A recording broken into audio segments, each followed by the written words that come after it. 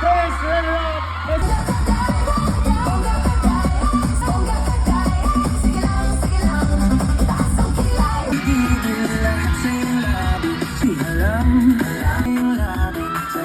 The range from the Bachelor.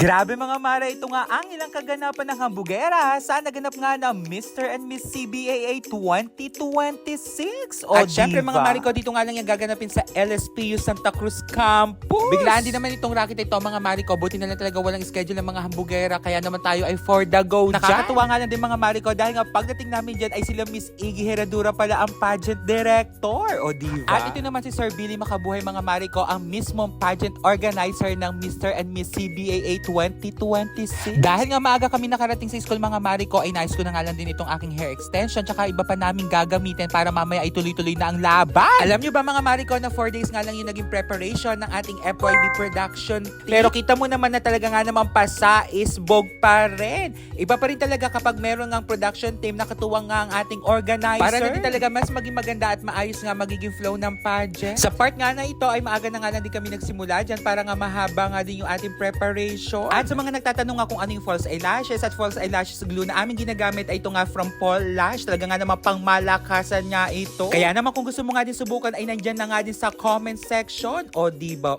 Pak, sino ka dyan? Bali makakasama nga natin si Miss Mel at siya nga din nag-makeup sa ating newly crowned Miss CBAA 2026. Bali si Selmer Benko nga ulit ang ating magiging official designer ng kanilang swimwear, ng kanilang long gown at ng kanilang production attire. Kita nyo naman mga Mariko na talaga nga naman busy na nga din ang ating mga makeup artists, mga hairstylists at saka mga handler. Dahil ilang oras nga lang din ay magsisimula na nga itong coronation. At thank you so much po kay Ma'am Di Marukot dahil nga very supportive nga siya sa lahat ng ating mga candidates. Ito naman mga Mariko ang magiging production look ng ating candidate number 1. O diva. Bago nga sila lumabas dyan ay nag-practice nga lang din muna sila ng pagpapakilala nga para nga hindi nga sila pumiyok. Uy, hindi. Ito naman mga Mariko ang magiging official sash and crowns ng ating mga winners mamaya. Kaya naman panoorin nga natin ang ilang highlights ng kanilang production number.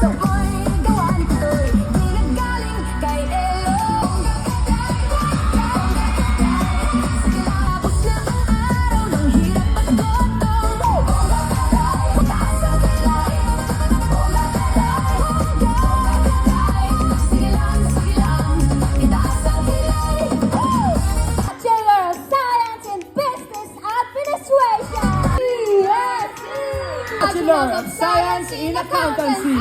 Office Administration. After nga ng kanilang production mga Mariko ay diretso na nga din tayo sa pagpapalit para naman sa kanilang gala attire. Ito naman mga Mariko ang ating distinguished panel of judges. Nandiyan niya si SK President Roger ng Pila, si Sir Merbenco. Siyempre ang ating first ever Mutya ng Laguna 2025 and Pride ng Magdalena, Miss Poliana Martina Badulis Manalo o Diva.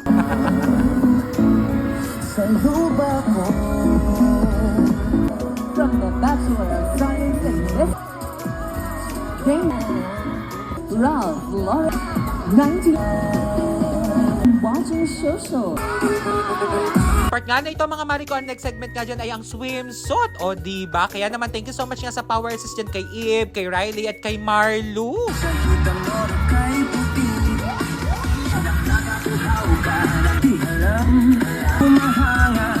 From the Bachelor of Science.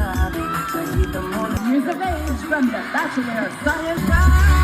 Candidate number 4.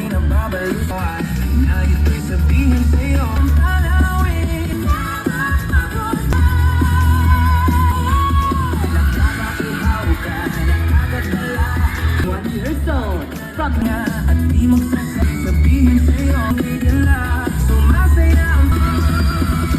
After nga na swimsuit dyan ay long gown competition na nga mga Mariko. Dali ko na nga lang din talaga tinanggal yung hair extension dyan para nga maitaas ko yung buhok ng candidate number 1.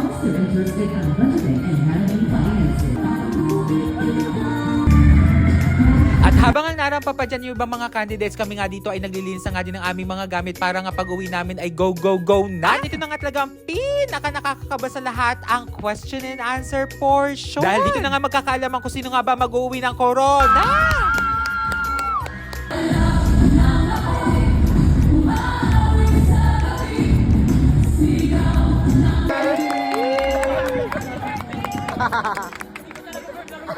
Kaya naman, tinanghal nga dyan na 4th runner-up nga si candidate number 4. Tinanghal naman na 3rd runner-up dyan si male candidate number 5 at si female candidate number 2.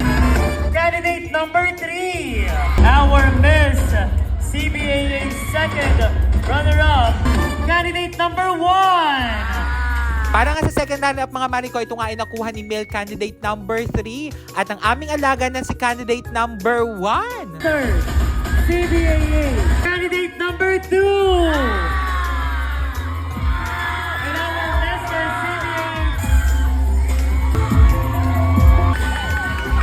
CBAA 2026, candidate number 3. Our Miss CBAA